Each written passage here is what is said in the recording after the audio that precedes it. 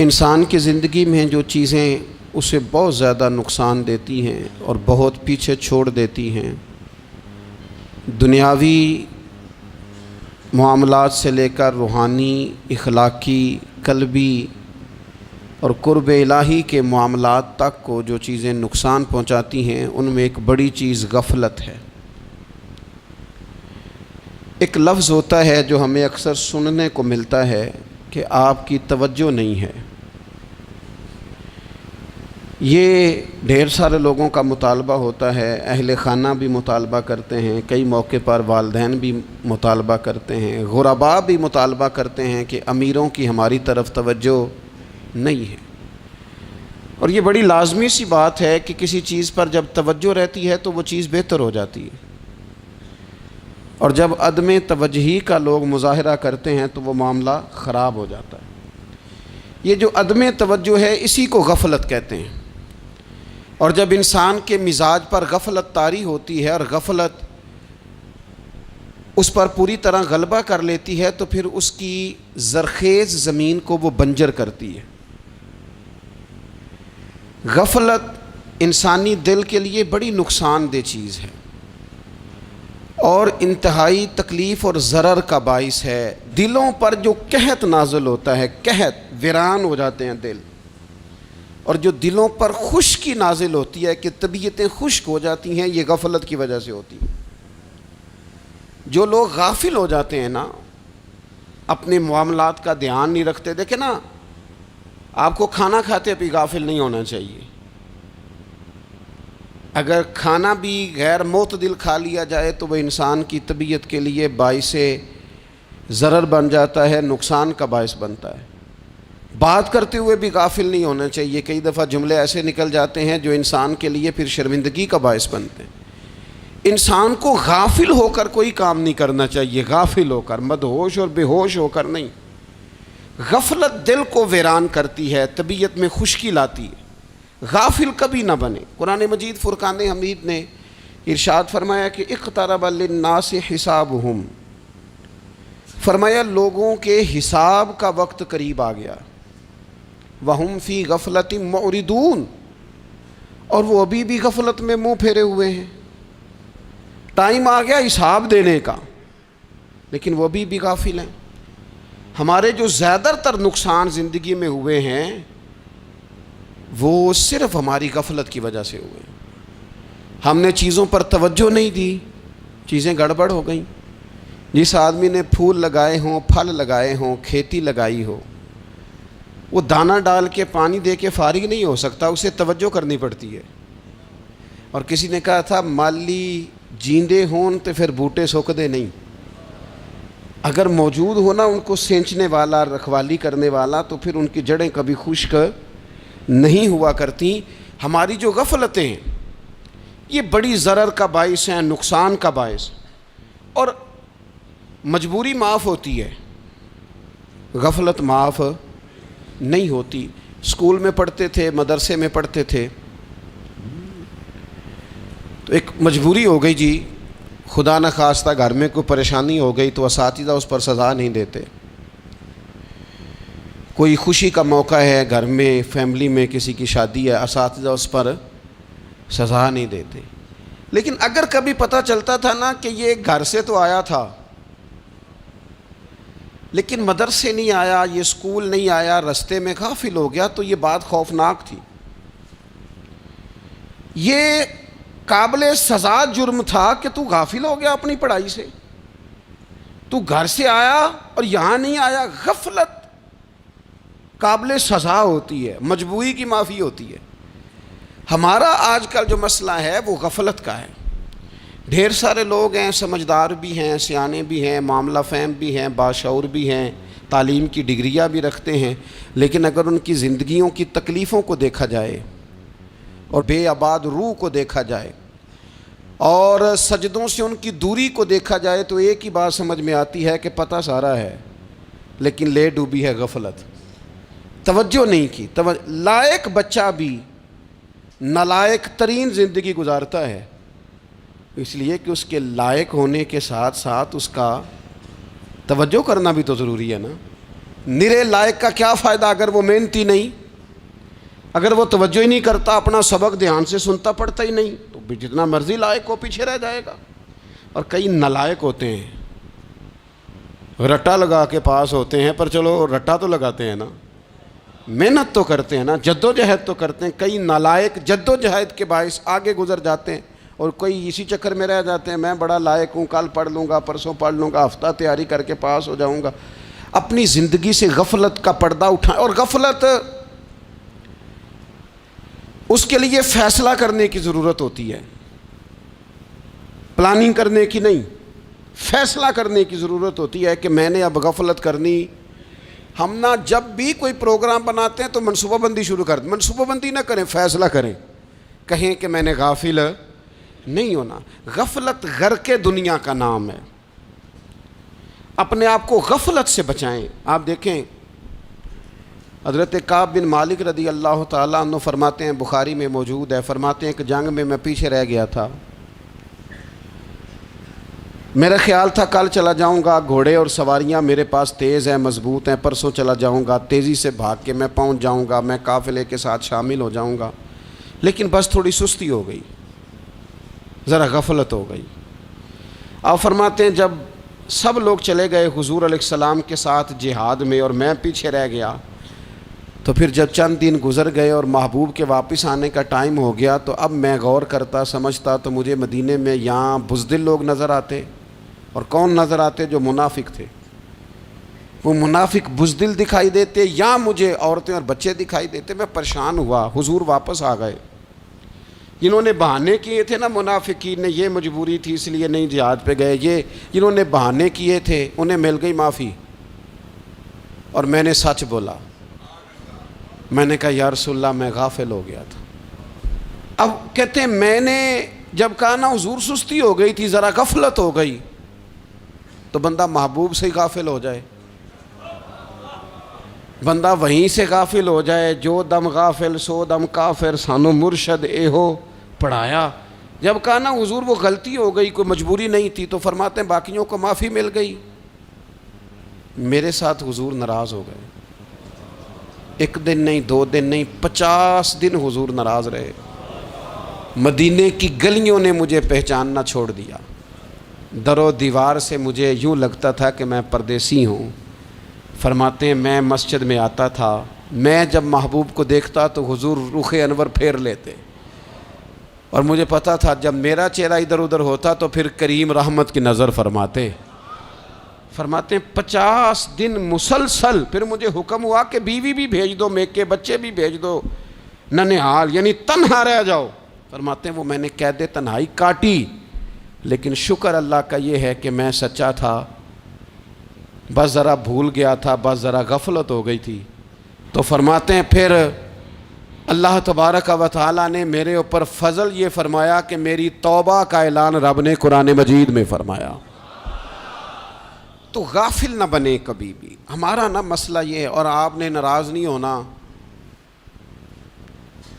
ڈھیر سارے لوگ غافل ہو جاتے ہیں،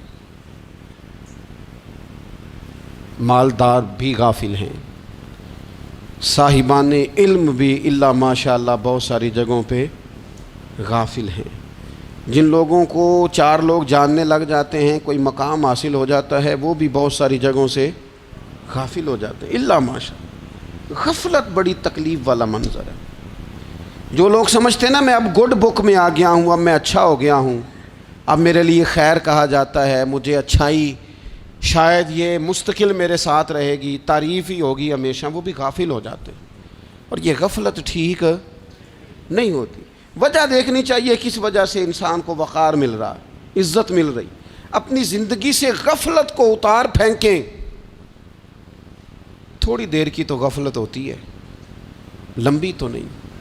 2 منٹ کے لیے صرف اس نے ڈرائیونگ کرتے ہوئے چہرہ موبائل کی طرف کیا تھا، 2 ہی تو منٹ لگے تھے۔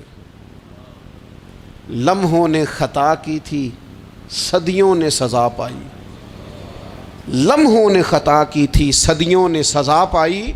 ایک لمحے کے لیے غافل ہوئے تھے اور صدیاں، نسلیں روتی رہ گئیں پیچھے۔ بچے تڑپتے رہ گئے، اہل خانہ پریشان رہ گئے، ماں باپ ساری زندگی روتے رہے، لیکن یہ 2 منٹ کے لیے یہ غفلت جو ہے یہ بڑی تکلیف والا معاملہ. اپنی زندگی سے غفلت کو اتارنا ہے، غافل نہیں بننا، ہر وقت توجہ اور ساری باتوں پہ توجہ. بعض اوقات لوگ ایک طرف توجہ کر کے ایک طرف سے غافل ہو جاتے ہیں. نہ، توجہ ہمہ پہلو رکھنی ہے. ہمارے ذمے جتنے بھی حقوق ہیں ان سب پر توجہ، ہر چیز کا خیال. ایسا نہ ہو کہ عبادت کرتے رہ جائیں اور حقوق العباد ہم سے چھوٹ جائیں، اور حقوق العباد اتنے زیادہ ادا کریں. ایک صاحب مجھے کہنے لگے ایک دفعہ بڑے وثوق کے ساتھ، کہنے لگے جی معاذ اللہ ثم نہیں جی ٹائم ملتا پھر نماز دا کی کریے، روزی کمانا بھی تو عبادت ہے نا. تو میں نے کہا آپ نے عبادت کرنا ایک حصہ قبول کیا ہے، آپ نے کل عبادت نہیں قبول کی. عبادت کل ہے، ہمہ پہلو. ایک حصہ آپ قبول کر کے نکل گئے اور باقی آپ نے چھوڑ دی. تو کسی ایک طرف سے بھی غافل نہیں ہونا. جتنی ذمہ داریاں ہیں، جتنی ڈیوٹیاں ہیں، ان سب کا خیال. اور جو بڑا آدمی ہوتا ہے، بڑا گھر میں بڑا ہو، قبیلے میں بڑا ہو، علاقے میں بڑا ہو، ادارے میں بڑا ہو، کلاس میں بڑا ہو، جو بڑا ہے اس کی تو ساری آنکھیں کھلی ہوئی ہونی چاہیے. ایک ایک پر اس کی نظر ہونی چاہیے کہ میری کہاں ضرورت ہے، کہاں مجھے اشک شوئی کرنی ہے، کس کے ساتھ میں نے کس طرح محبت کا رویہ رکھنا ہے. غافل نہ بنے. اچھا جی اب کیسے پتہ چلے گا کہ ہم غافل ہیں؟ یہ کیسے پتہ چلے گا؟ آپ کسی بندے سے بھی پوچھ لیں حالات کیا ہیں تو کہتا ہے اللہ کا شکر ہے کبھی کسی کا دل نہیں دکھایا، اللہ کا شکر ہے جی زمانہ ہو گیا 5 نمازیں پڑھتا ہوں، اللہ کا شکر ہے جی. کیسے پتہ چلے گا غافل ہیں؟ پہلی علامت ہمارے علماء اور صوفیاء نے غافل بندے کی لکھی ہے. اس آئینے میں نے اور آپ نے اپنا آپ دیکھنا ہے. غافل بندے کی پہلی علامت یہ ہوتی ہے کہ وہ دنیاوی کاموں میں چست ہوتا ہے اور اللہ اور اس کے رسول کی فرما برداری میں سست ہوتا ہے. یعنی نماز کے وقت تو اسے نیند ستاتی ہے، پریشانی ہوتی ہے، لیکن اگر کسی جگہ مال مل رہا ہو، پیسے مل رہے ہوں، وہاں جانا ہو تو پھر اسے کوئی چیز بھی تنگ نہیں کر. دنیاوی کاموں میں چست ہوگا، یعنی ٹی وی کے آگے، موبائل کے آگے وہ گھنٹوں بیٹھا ہوا ہے. اور اگر اسے 25 منٹ قرآن پاک سننا پڑ جائے، اگر اسے 20 منٹ دینی محفل میں بیٹھنا پڑ جائے، اگر اسے کہا جائے کہ تو 20 رکعت نماز نفل ادا کر، دنیاوی کاموں میں چست ہے، دینی کاموں میں، یہ غفلت کی پہلی علامت. پھر ذاتی معاملات پہ پیسہ خرچ کرنا ہو تو ڈھیر سارا ہے، کسی غریب کی مدد کرنی ہو تو. وہ ہمارے ایک دوست ہیں، وہ اکثر کہا کرتے ہیں، وہ کہتے ہیں آج کل کسی سے کہنا فلائی کام میں، دینی کام میں، کسی کی مدد میں کچھ 4 پیسے خرچ کرنے ہیں تو لوگ کہتے ہیں ہاتھ تنگ ہے. ہاں کوئی سستا پلاٹ ملتا ہو نا، اور اگر یہ سمجھ آ جائے کہ وہ مجبور ہے بیچارہ بیچنے والا، تو پھر کہتے ہیں میں 2-3 دوستوں کو پھاڑ لے سن. ذاتی کاموں میں جب بندہ چست ہو اور دینی کاموں میں سست ہو تو مطلب یہ ہے کہ بندہ غافل ہے. پہلی علامت غفلت کی. اور غفلت کی دوسری نشانی یہ ہے کہ انسان گناہ کے کاموں کو معمولی سمجھنے لگ جاتا ہے. یہ غافل بندے کی نشانی ہے. گناہ کو معمولی سمجھتا ہے، چھوٹا سمجھتا ہے. آج کل لوگ کہتے نہیں میں کو اکیلا کر رہا ہوں، ساری دنیا ہی کرتی ہے. اور جناب کیا ہو گیا اگر یہ غلطی ہو گئی تو بندے سے ہو ہی جاتا ہے. گناہ کو معمولی سمجھنا، چھوٹا سمجھنا اور کہنا پھر کیا ہو گیا ہے، انسان سے غلطی ہو جاتی ہے. آپ دیکھ لیں کہ سینکڑوں بیسیوں گناہوں کا بوجھ ہمارے سروں پہ ہوتا ہے، لیکن کوئی ہمارا دبدبہ ہے، کوئی ہماری گفتگو ہے، کوئی ہمارے جملوں میں خود پسندی ہے، کوئی ریاکاری ہے، کوئی تصنع ہے. یہ غافل بندے کی علامت ہے. نبی اکرم صلی اللہ تعالیٰ علیہ وآلہ وسلم نے فرمایا مومن اپنے گناہوں کو پہاڑ کی طرح سمجھتا ہے. یہ بخاری میں حدیث ہے. مومن پہاڑ کی طرح جانتا ہے اور وہ ڈرتا ہے کہ کہیں وہ پہاڑ اس کے اوپر گر نہ جائے، یعنی کہیں مجھے میرے گناہ کی سزا نہ مل جائے. چھوٹے گناہ کو بھی پہاڑ جانتا ہے، یار مجھ سے غلطی ہو گئی، مجھے ٹھیک کر لینی چاہیے، مجھے معافی لے لینی چاہیے، مجھے توبہ کر لینی چاہیے. مومن اپنے اوپر گناہ کو پہاڑ کی جانب سمجھتا ہے. اور حضور علیہ الصلوۃ والسلام فرماتے ہیں کہ یہ جو فاسق اور فاجر ہوتا ہے نا، اللہ کا نافرمان، یہ گناہ کو مکھی کی طرح سمجھتا ہے، یہ سمجھتا ہے میں نے اشارہ کرنا ہے مکھی نے اڑ جانا ہے۔ مومن کی علامت یہ ہے کہ وہ پہاڑ جانتا ہے اگر غلطی ہو جائے تو پہاڑ۔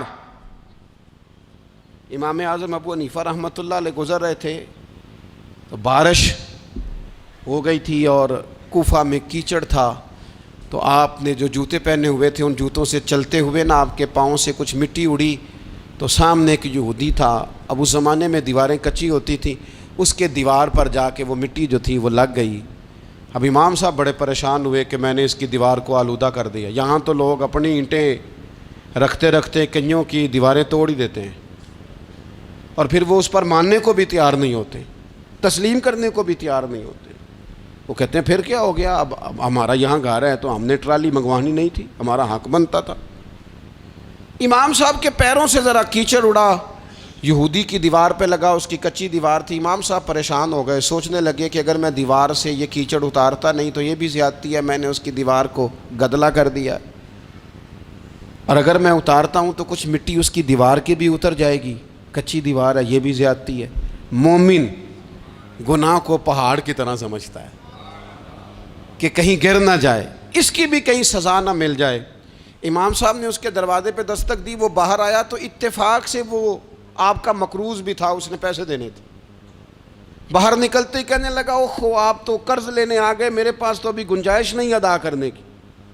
تو امام صاحب کہنے لگے تو قرض چھوڑ، وہ میں نے معاف کیا، میرے سے غلطی ہو گئی ہے، میں آ رہا تھا، لکڑی کے جوتے اس زمانے میں کھڑاؤں لوگوں نے پہنے ہوتے تھے، کہا وہ میرے پیروں سے ذرا کیچڑ اڑا ہے، تیری دیوار پہ لگ گیا ہے۔ اب میں بڑی دیر سے کھڑا سوچ رہا ہوں کہ اگر میں تیری دیوار صاف نہ کروں تو میں نے یہ میلی کر دی، گدلی کر دی، یہ بھی بات درست نہیں ہے، زیادتی، اور اگر میں اسے صاف کرتا ہوں کچی دیوار سے کچھ مٹی اتر جائے گی تو یہ بھی زیادتی ہے، اب تو بتا میں کیا کروں۔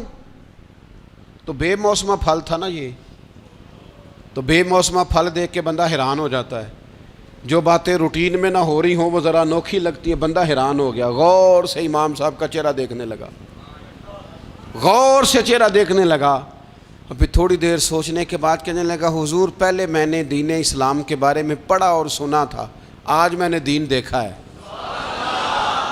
پہلے میں نے سنا تھا کہ دین اسلام اس طرح کا ہے، آج میں نے دین ہم نہ پوری دنیا کے کافروں کو دین سنانا چاہتے ہیں، دکھانا نہیں چاہتے، ہم نیک نظر آنا چاہتے ہیں، نیک بننا نہیں چاہتے، ہم نیک نظر آنا چاہتے۔ نتیجہ کیا نکلتا ہے کہ کچھ عرصے کے بعد پتہ چل جاتا ہے بندہ کس لیول کا نیک ہے، کیا معیار ہے اس کی نیکیوں کا۔ کہنے لگا حضور پہلے میں نے دین سنا تھا، آج دیکھا ہے۔ آپ وہ مٹی کی دیوار پر جو کیچڑ لگ گیا ہے، دیوار کو بعد میں صاف کیجئے گا، پہلے کلمہ پڑھائیں تاکہ میرے اندر کا کفر صاف ہو جائے، مجھے مسلمان کر دیں۔ تو غافل آدمی جو ہوتا ہے نا، وہ پھر تیسری بات، جب بندہ بہت زیادہ غافل ہو جاتا ہے پھر اعلانیہ گناہ کرنے لگتا ہے۔